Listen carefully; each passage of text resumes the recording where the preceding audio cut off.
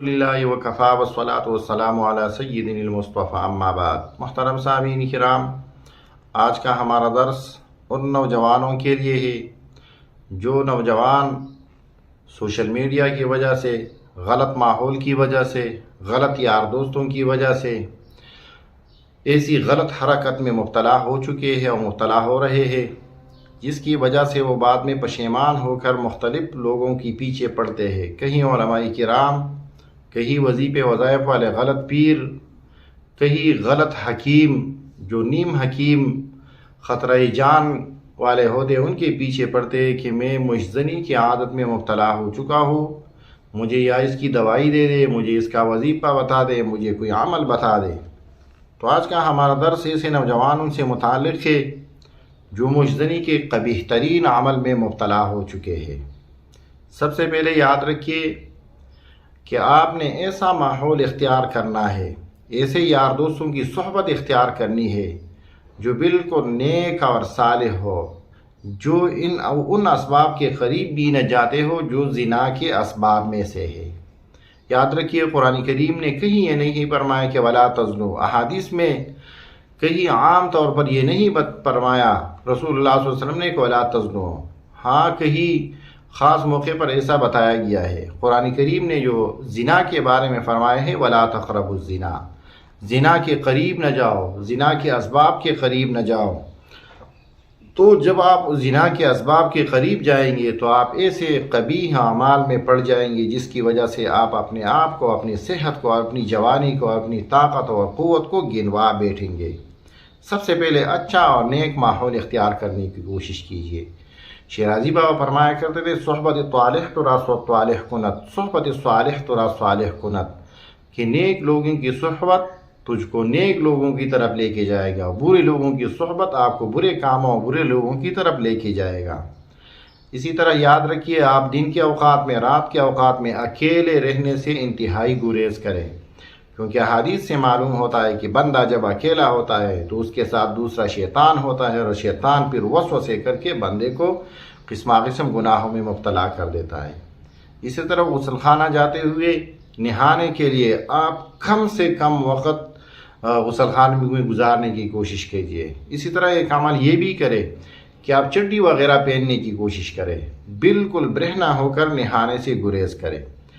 اسی طرح غسل خانے میں، باتھ روم میں آپ نے اپنے شرمگاہ پر بالکل نظر نہیں رکھنی ہے۔ اسی طرح جب آپ کو زیر ناف کے بال کٹوانے ہو تو آپ نے جیسے ہی بال کٹوانے ہیں فوراً آپ نے استنجا اپنے کو پاک کر کے نکلنا ہے۔ اسی طرح اگر آپ پیشاب، چھوٹے بڑے پیشاب کے لیے باتھ روم جاتے ہو تو کم سے کم وقت آپ نے باتھ روم میں گزار کر واپس آنا ہے۔ اسی طرح آپ نے انٹرنیٹ اور انٹرنیٹ کے اسباب کو چھوڑ لینا ہے۔ آپ سوشل میڈیا اور انٹرنیٹ کی وجہ سے اس قبیح عمل میں مبتلا ہو چکے ہیں، تو آپ اگر مستقل طور پر نہیں اس کو چھوڑ سکتے تو کم از کم 40-50 2 مہینے کے لیے اس کو چھوڑ دیں۔ بغیر ضرورت شدیدہ کہ آپ انٹرنیٹ یوز نہ کریں، آپ موبائل یوز نہ کریں، آپ واٹس ایپ وغیرہ یوز نہ کریں، سوشل میڈیا یوز نہ کریں۔ انشاءاللہ یہ بھی آپ کو اس قبیح عمل سے دور رکھے گا۔ شرعی طور پر آپ کے والدین پر بھی لازم ہے کہ بلوغ کے بعد فوراً بعد اپنے بچوں کے لیے شادی کا اہتمام کرے، کیونکہ حدیث سے معلوم ہوتا ہے کہ بلوغ کے بعد اگر کوئی بچہ کوئی گناہ کر دیتا ہے تو اس کے ساتھ ساتھ اس کے والدین بھی اس گناہ میں اس کے ساتھ شریک ہوں گے۔ لہذا والدین پر بھی چاہیے کہ اپنے بچوں کے لیے صالح اور نیک رشتوں کی نبھانے کی کوشش کریں۔ اس طرح حدیث میں آتا ہے کہ اگر آپ شادی نہیں کر سکتے تو فعلیکم بالصوم فإنہ لہ وجاء، آپ پر روزے رکھنا لازم ہے کیونکہ روزے شہوت کو توڑ دیتا ہے۔ ضروری نہیں کہ آپ سال بھر روزے رکھیں، ہفتے میں 2 دن روزہ رکھیں، پیر بدھ جمعرات کو، پیر اور بدھ کو، پیر اور جمعرات کو، ایام 20 کے روزے رکھیں، ہر اسلامی مہینے کے 13، 14 اور 15 تاریخ کو روزے رکھیں۔ اسی طرح سال میں جو دوسرے مصنون روزے ہیں وہ رکھا کرے، محرم کے روزے ہوئے، شوال کے روزے ہوئے وغیرہ وغیرہ۔ تو یہ بھی انشاءاللہ آپ کو نیک کام کی طرف لے کے جائے گا اور آپ کو اس قبیح عمل سے روکے گا۔ اسی طرح آپ ہمیشہ باوضو رہنے کی کوشش کیجیے، اور کثرت سے دعا کو پڑھنے کی کوشش کیجیے. اللہم انی اسألک الہدی والتقی والعفاف والغنی یا والعفاف والغنی. اسکرین پر آپ کے ساتھ یہ شیئر بھی کر دیتے ہیں. اس کے ساتھ ساتھ آپ کو ایک اور وظیفہ بھی بتا دیتے ہیں. وہ وظیفہ تھوڑا لمبا ہے, وہ ڈسکرپشن میں دے دیتے ہیں. اللہم انت ربی لا الہ الا انت خلقتنی وانا علی عہدک وانا علی عہدک. ایک لمبی وظیفہ ہے, وہ آپ کو ڈسکرپشن میں دے دیتے ہیں.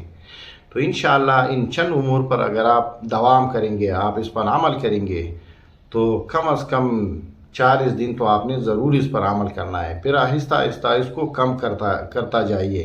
انشاءاللہ 2-3-4 مہینوں میں آپ اس قبیح عمل سے چھٹکارا پائیں گے. اللہ جل شانہ ان باتوں پر عمل کی توفیق عطا فرمائے.